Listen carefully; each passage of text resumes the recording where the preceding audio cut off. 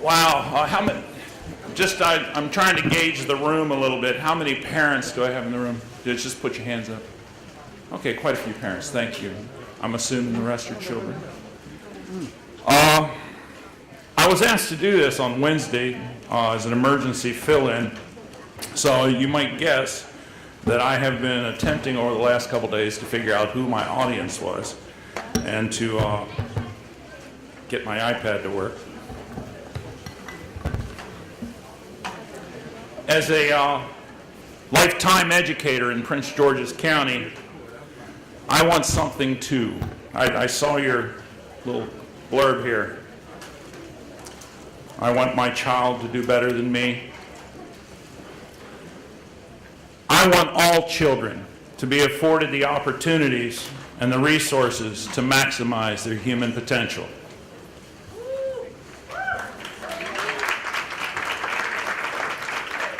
I want access to a great public education, not to be dependent upon living in select zip codes. I want all highly qualified and effective instructors in appropriate number of students in well-equipped classrooms. Some have accused me of wanting a little too much. It's, oh well. It's time for American society to pay just a little bit more than lip service to the welfare of children. Woe to us if we do not, for we surely shall discover the truth of an old French proverb, those who sow despair shall harvest rage. We can see evidence of it in our streets today.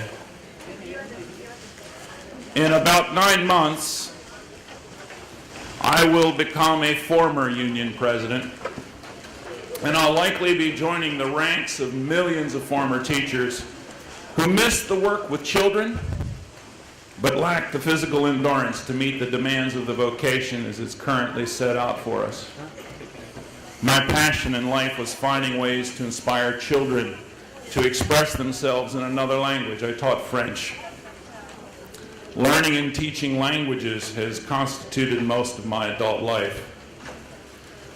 Much of my time now is spent encouraging teachers to advocate for themselves and for the children that we serve.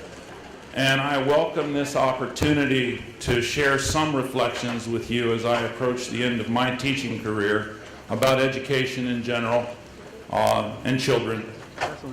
Just curious, one more question. Has anybody here read any of my op-eds in the Gazette or the Journal? Just a little show of hands. That's good, because you won't have heard any of this before. I've been writing in the paper for about 20 years, between the Prince George's Journal before it went belly up and the Gazette for the last several years.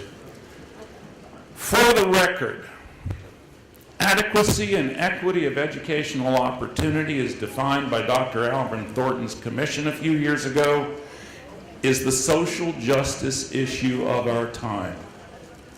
The Thornton Commission gave us the Bridge to Excellence Act, but the implementation of the ideals expressed in that act have been somewhat uneven.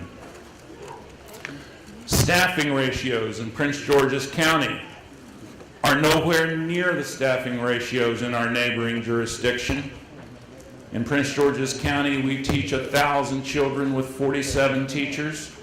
Our neighbors to the west with 64 per 1,000. There is a difference, and that is not equity. We're not there yet. Our neighbors to the west fund 61% of a $2.5 billion budget locally, while we fund 39% of a $1.8 billion budget from local revenues. We need in Prince George's to close that gap, somehow, some way. It does not seem possible to me that it's been 23 years. I've erased something, oh no.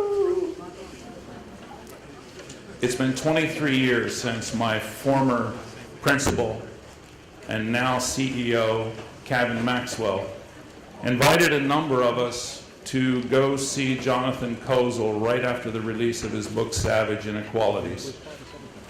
Kozol spoke passionately that day about highly credentialed teachers end up abandoning challenged schools and seeking greener pastures for their talents. I resolved that day, after hearing him speak, to never give up on the children in my neighborhood school from which I dropped out in 1971, Northwestern High School. I've never regretted that decision, but more than a couple of my colleagues have urged me to seek counseling. That career choice was seriously challenged with the advent of the No Child Left Behind, so-called No Child Left Behind Act, and the test and punish policies that were left in its wake. That would evolve eventually into Race to the Top, which I call No Child Left Behind on steroids. If only Charles Dickens were alive, I've lamented on several occasions today, to describe the morass of desperation that American education reform has become. American education. Call it the tale of two school systems. They had the best of schools. They had the worst of schools. They had built temples of applied learning. They had built hovels of rote memorization. The former were gateways to enlightenment. The latter had become test administration centers. The affluent were bathed in empathy. The impoverished were chastised for their circumstance. Those born on third base were granted a triple. All others were accused of sloth. I think that's how I would start my book. Let me be clear.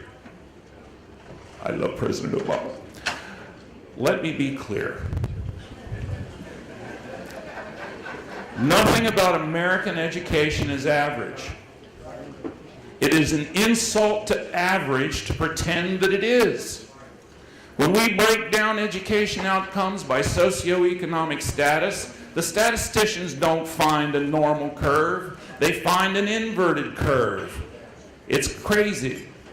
Declaring that American education is average is like walking into a hotel hosting a convention of the NBA and the American Jockey Association and declaring that the population is of average height. Across the span of my career, however, and remarkably, the achievement gap between ethnicities has been closing steadily despite all rumors to the contrary. Unfortunately, one achievement gap has widened precipitously since the time of Reagan. The performance gap between rich and poor. And 1 in 5 children live in abject poverty, and another 1 in 5 qualify for free and reduced meals in our schools. 80,000 of the 125,000 children in Prince George's County live below the poverty line. We have a different ball of wax that we're working with. Stop. And the impoverished tend to be concentrated together. We have schools in Prince George's County where 97% of the children qualify for free and reduced lunch. Those teachers have a tough row to hoe starting, and then you put 44 in the classroom. Detroit tried an experiment this year, 100 children in a kindergarten.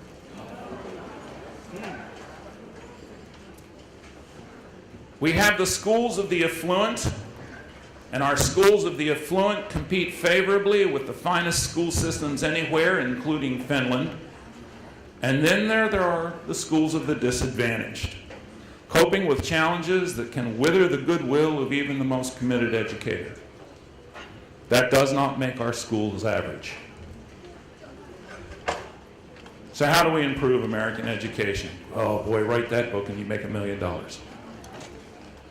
In his book, A Place Called School, back in the 80s when I was becoming a teacher, Robert Goodlad discussed the disintegration of the triumvirate of home, church, and school in the decades leading up to A Nation at Risk, and how more responsibilities were falling to the school Responsibilities that had traditionally been the domains of the hearth and the sacristy. It's all falling to the schools by the 80s. Not only that, we were totally redefining the goals of the schools. Up until the 1980s, a 25% dropout rate was acceptable. 25% went to college. 50% would work with their high school diploma. And life was okay. There were even jobs in the marketplace for the 25% who dropped out. As a high school dropout, I dropped out and found work in the industrial sector. Life has changed since then. The industrial sector has moved elsewhere. And now the mission of our schools has changed. Save every child has become the rule of the day. But we have not changed the paradigm of our schools of whit. We're still packing about the same number of students into a classroom. And we're still working on an agrarian calendar, although children are not working the fields in the summer. And we have issues that we need to take care of on the long scale to meet the needs of the new century that we have in no way addressed whatsoever. Schools cannot take on the responsibility of raising children by themselves. There are only 7.5 hours in our workday. I spent my adolescence in a household with 2 working parents, 12 to 14 hours a day on subsistence pay, both parents high school dropouts. We had no meaningful religious affiliation. This latchkey child was the devil's playground, and it cost me the better part of a decade finding my way back on a path that would lead to an education. I know this to be true. So I'm saying right here that this room is not where the problems are. You're here on a Saturday afternoon, and we're glad to have you because you're here trying to figure out how to do best by your child, and we need a lot more of that to happen. Wraparound services that might have saved a student like me are still unavailable in most schools. The psychologists have 600 on their list. They're to serve 600 students.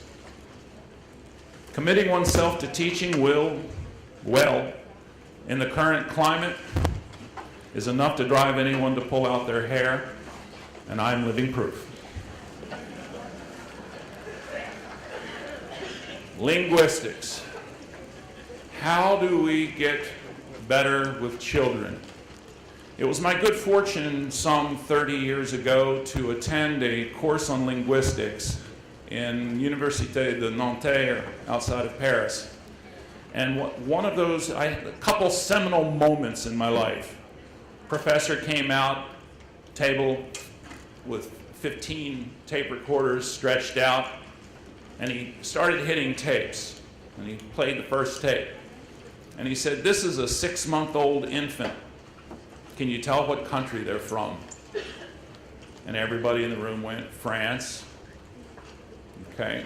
And he played tape after tape. And I'm in a room full of linguistics students. And so they were saying, 6-month-old Russian, 6-month-old Chinese, 6-month-old. The rudiments of the language that you will grow up to speak appear in the babbling of children at the age of 6 months in their crib. You can pick them up. Once you've heard them, they're there. You'll see the patterns of the language starting to appear. Where Americans have historically thought that infants had food go in one end and out the other, and not much else was happening until they hit 1 or 2, children have begun to process the world around them almost at the moment of birth, if not a little before. Children need to hear 10,000 words a day. The speech that I'm giving you here today will contain a little less than 2,000. Children that hear 10,000 words a day are being set up to walk into kindergarten, first grade, ready to learn with a pretty wide vocabulary already. And if they're not hearing 10,000 words a day, they're walking in behind.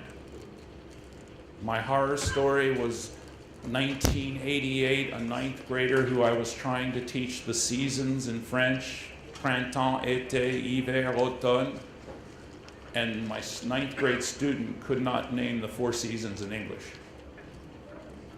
And so we have to get better as a society at finding out ways to get children to hear and associate words and language, and sometimes that's very difficult in a house where 2 parents are working and there's a babysitter that uses the TV a little too much. We have to find ways to do the workaround on that, and more on that to come in a minute. Suzuki method. Anybody ever heard of the Suzuki method of learning music? A couple hands go up.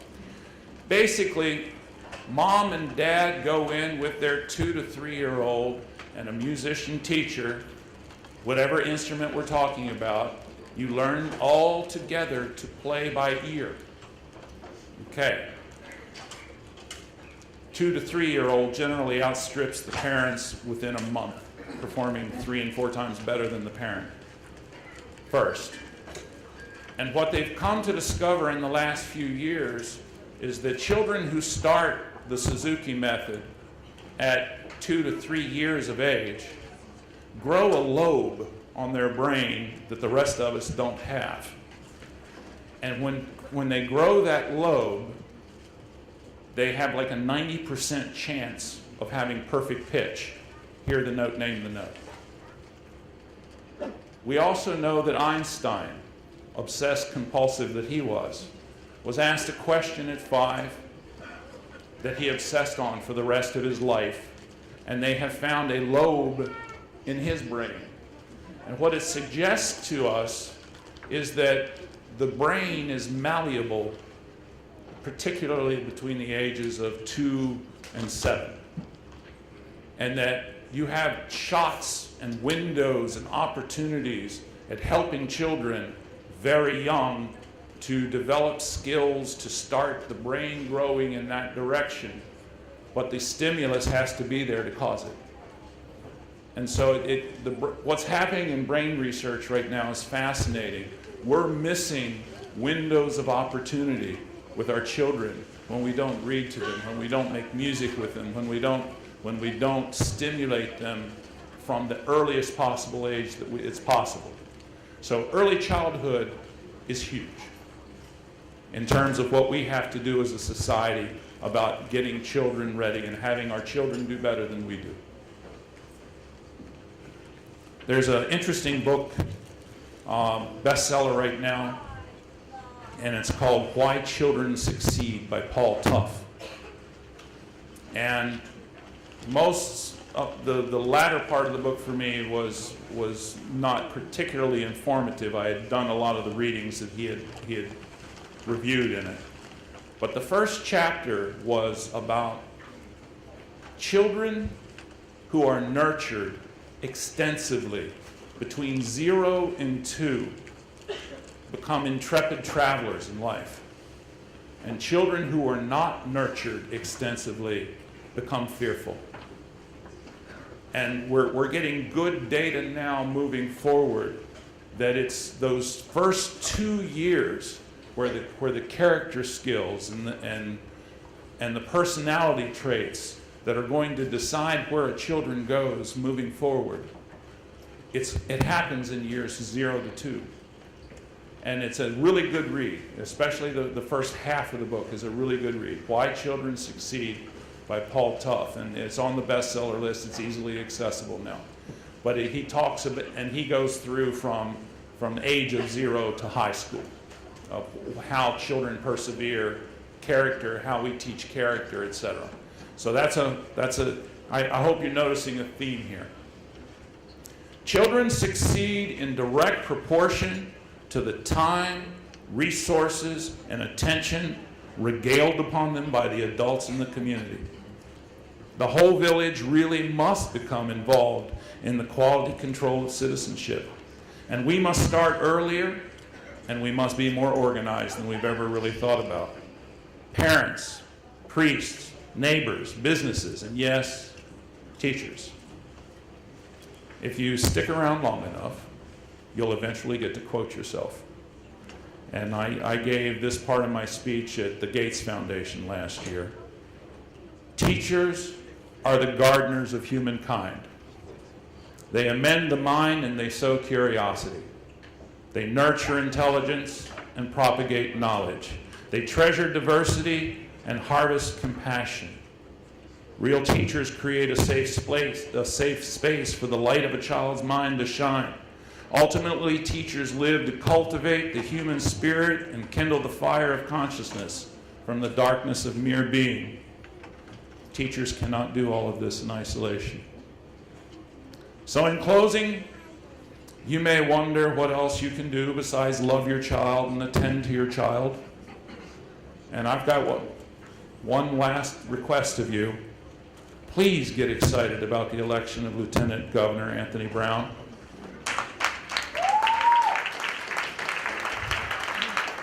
We need universal pre-K, and his opponent has called it unaffordable.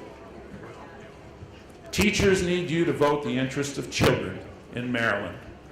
We need to bring friends to the polls, decorated veteran family man in a life of public service and the endorsed candidate of the Maryland State Education Association. I hope to see you at the polls in November. Thank you for your attention.